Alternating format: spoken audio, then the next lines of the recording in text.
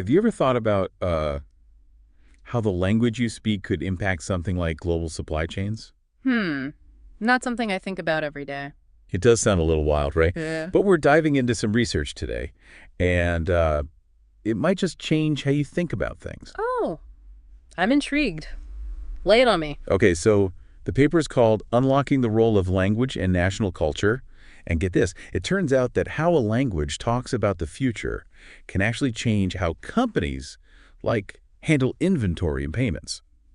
Wild. Right. Yeah, that's pretty wild. How does that even work? Well, they talk about this thing called future time reference, or FTR. Okay, FTR. Yeah, so Yeah. it's about how strongly a language grammatically, like, separates the present and the future. I see. Like in English, we say, I will go to the store, right? Right. That will makes it feel like the future is way out there. Uh-huh. But in languages like Chinese, you might say, tomorrow I go to the store. The future is just kind of blended in. Yeah, that's interesting. And what the research has found is that companies in countries with those weak FTR languages, where the future feels closer, well, they tend to have something called a longer cash conversion cycle. Cash conversion cycle.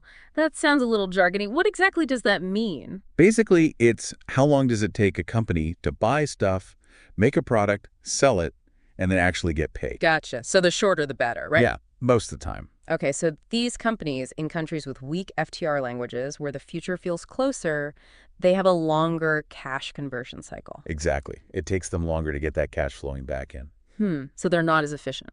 Not necessarily. It's more like their perception of time is different. Ah, I see. They're not bad at business, they just have a different approach. It's like they're less worried about that money coming in right away because the future feels so close. Makes sense. Like they're focused on other things, Like what? like avoiding running out of stock or building those really solid long-term customer relationships. So it's a trade-off, in a way. Yeah, it's about what they prioritize. It's like that friend who's always prepared for anything. Yeah, I know that type. They might seem a little over the top, but then when you need a spare phone charger, bam, they've got you covered. Exactly. So weak FTR languages lead to this kind of always be prepared mindset and longer cash conversion cycles. What about strong FTR languages where the future feels further away? Well, in those cases, companies seem to be more okay with risk and more focused on those, like, quick wins. Interesting. So they might have shorter cash conversion cycles because they're not as worried about the long term. That seems to be the pattern, yeah. So are we saying that speaking a certain language makes you inherently better or worse at business? Definitely not. It's more about understanding these subtle influences. Right. It's not about good or bad. It's about perspective. Perspective. Got it. Like the researchers have this great example, Tesla. Tesla. What about them? They managed to, like, slash their cash conversion cycle by 18 days. Oh, And their profits skyrocketed, like 7 times higher. wow. Just 18 days made that much of a difference. Yeah, pretty incredible, right? That's wild. It's like finding a shortcut through rush hour traffic. Suddenly your whole commute is faster. Yeah, I get it. Small change, big impact. Exactly. And the researchers didn't stop there. They wanted to see what happens when companies from different FTR cultures merge. Oh, so like a real-world experiment. Exactly.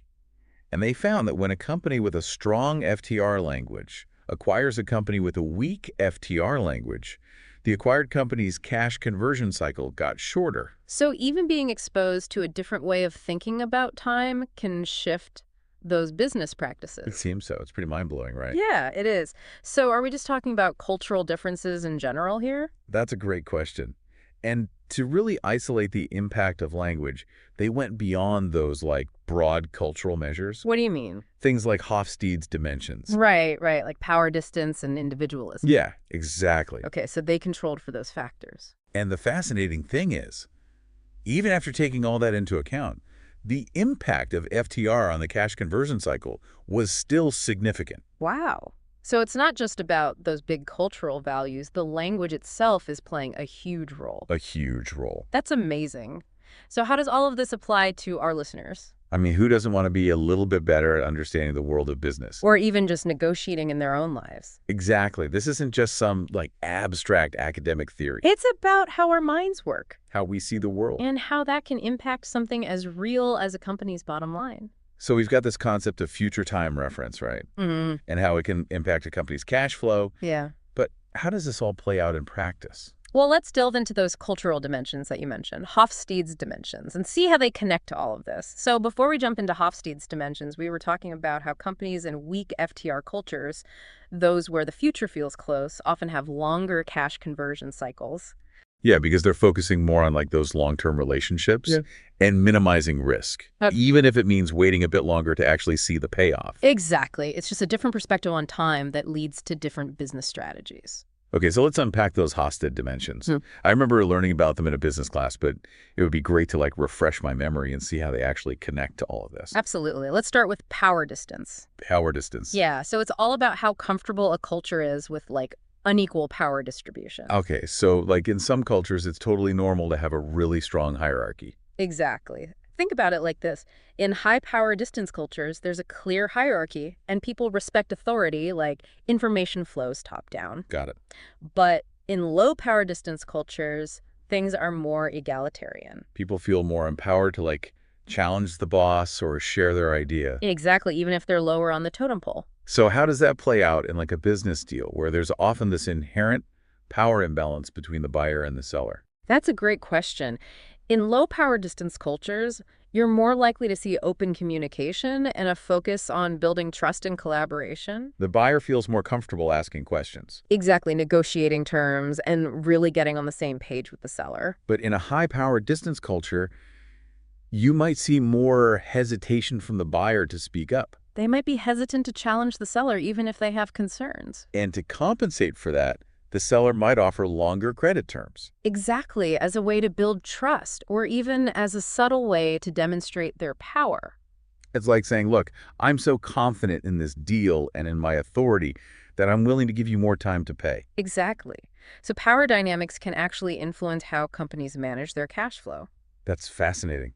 What did the researchers find about power distance and the cash conversion cycle? They found a positive relationship, meaning that companies in high power distance cultures tend to have longer CCCs, just like we were speculating. Longer CCC, so it takes them longer to get paid. It's like that extra layer of caution or formality that extends the time it takes to get that cash flowing back in. Makes sense. Okay, so what about individualism versus collectivism? How does that factor into all of this? This one's all about the balance between individual needs and group harmony. Individualism versus collectivism. In highly individualistic cultures, people are encouraged to stand out, achieve their own goals, compete for success. Like the classic American dream. Exactly. It's all about pulling yourself up by your bootstraps and making it on your own.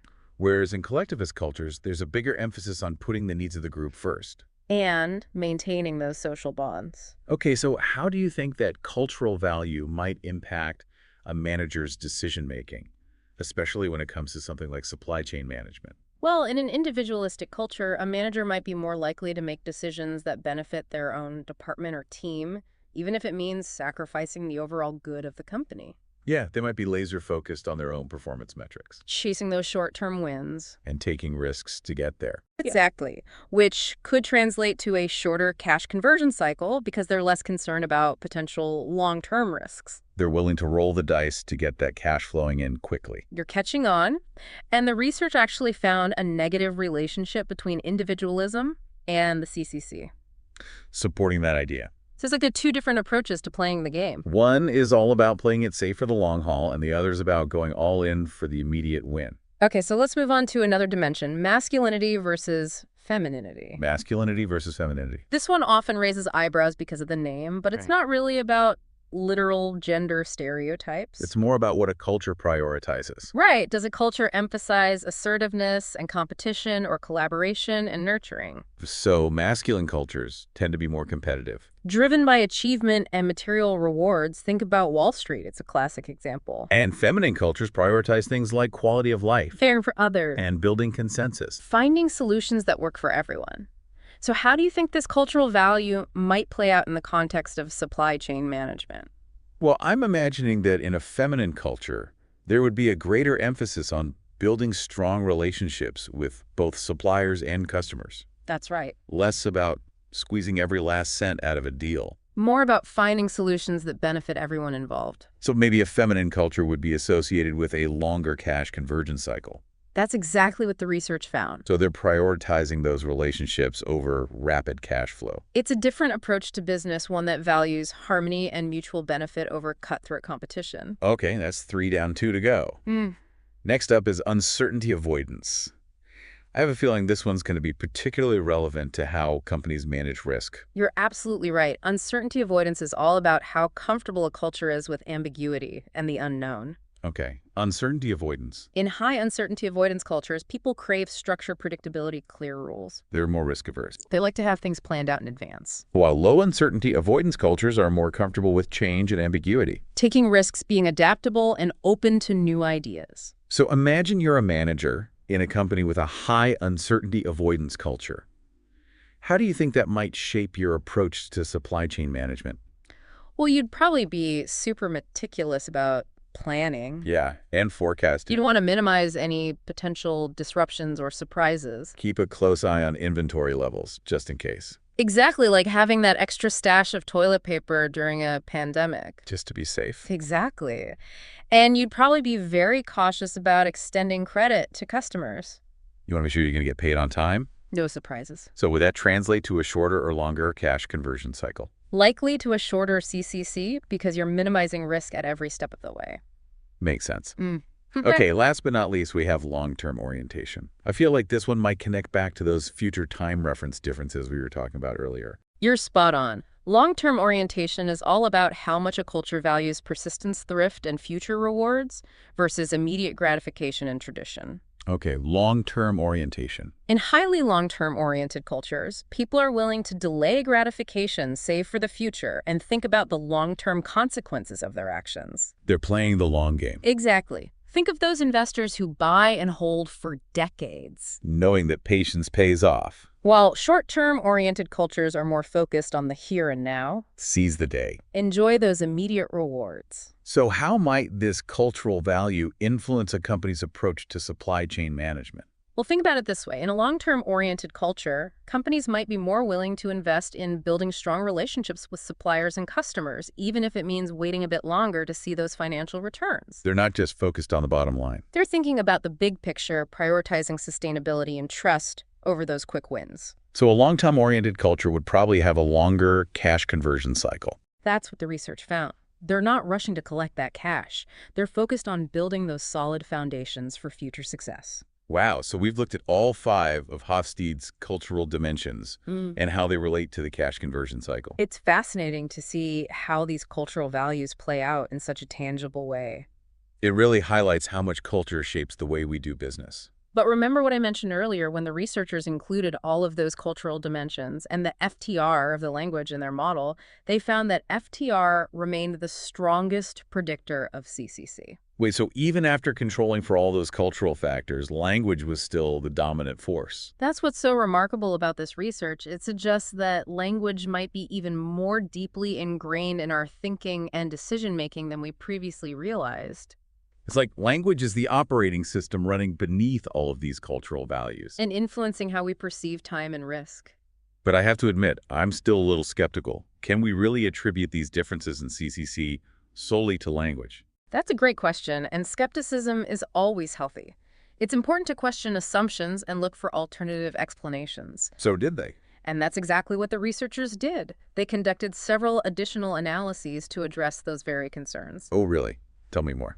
What kind of analyses did they do? Well, for one, they looked at mergers and acquisitions as a way to isolate the effect of language while controlling for other country-specific factors. Okay, mergers and acquisitions. They specifically examined what happened to the CCC of companies that were acquired by companies from countries with different FTR languages. So it's like you're keeping the country context relatively constant, but changing the language influence. Exactly. And their findings were pretty remarkable. What did they find? When a company from a strong FTR country where the future feels further away acquired a company from a weak FTR country that acquired companies CCC actually got shorter. So even when you control for things like national economic policies or industry regulations, Even those broad cultural values we were just discussing, language still seems to have a measurable effect. They also looked at a very unique case, the handover of Hong Kong from the UK to China in 1997. Hong Kong.